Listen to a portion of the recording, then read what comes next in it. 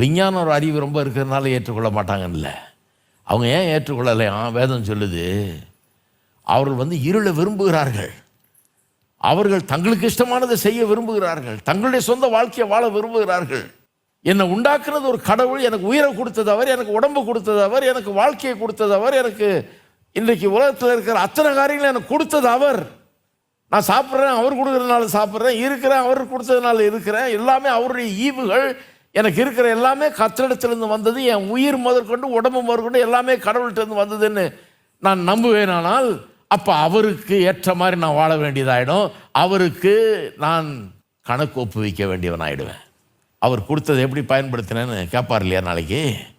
அதை எதுக்காக பயன்படுத்தினேன்? இந்த வருஷங்களை எப்படி செலவழிச்ச?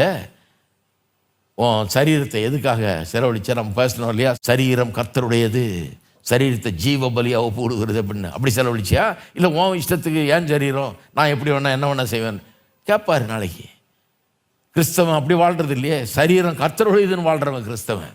ஏன்னா அவன் கடவுள் ஒருத்தர் இருக்கிறார். அவர் தான் என்னை உண்டாக்குனார், எனக்கு எல்லாத்தையும் கொடுத்தார். இந்த சரீரம் கடவுள் கொடுத்த ஒரு ஈவு என்று அவன் நம்புகிறான்.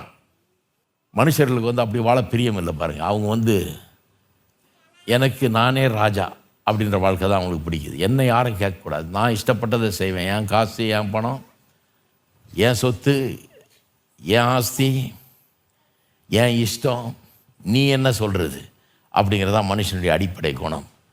அதனால தான் கடவுளை ஏற்றுக்கொள்கிறது இல்லையே வெளியே. அதனால பாருங்கள் எந்த அளவுக்கு போகிறான்னு. பூச்சி புழுவிலேருந்து வந்தேன்னா கூட ஏற்றுக்கிறான். பரவாயில்ல, என்ன தலையிலே அடி, வெக்கமே இல்லை, நான் ஏற்றுக்கிறேன். பூச்சி புழுலேருந்து வந்து பரவாயில்ல சொல்லுன்றான். குரங்குலேருந்து வந்து ஆமாம் ஆமாம் கரெக்டு இருக்கும், குரங்குலேருந்து வந்திருப்பேன். தாத்தா அவரோட குரங்கா இருந்திருப்பார். அவனுக்கு அது ஒரு அவமானமாகவே தெரியல, என்னடா அப்படி சொல்கிறாங்களேன்னு ஏற்றுக்கிறான்றான். கடவுளை மட்டும் சொல்கிறாது. ஏன்னா அப்புறம் நான் அவருக்கு கணக்கு கொடுக்கணுமே, அவருக்கு ஏற்றபடி வாழணுமே, அவருடைய கற்பனையின்படி வாழணுமே, அவருடைய பிரின்சிபல்ஸின் படி நான் வாழ்க்கையை நடத்தணுமே. கடவுளை கொண்டாடாத. எது வேணா சொல்லு, புழுன்னு சொல்லி ஒத்துக்கிறேன், பூச்சின்னு சொல்லி ஒத்துக்கிறேன், குரங்குன்னு கூட சொல்லி ஒத்துக்கிறேன்.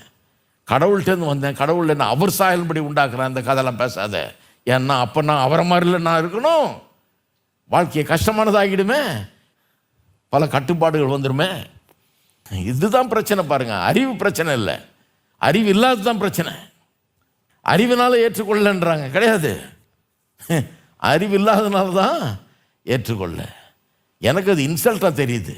குரங்குலேருந்து வந்தேன்னு சொன்னால் தேவனுடைய சாயலில் நான் உருவாக்கப்பட்டேன்றது தான் எனக்கு பெரிய மரியாதையாக தோன்றுகிறது. அப்போ கர்த்தர் நம்மை உண்டாக்கினார். எப்படி உண்டாக்கினார்?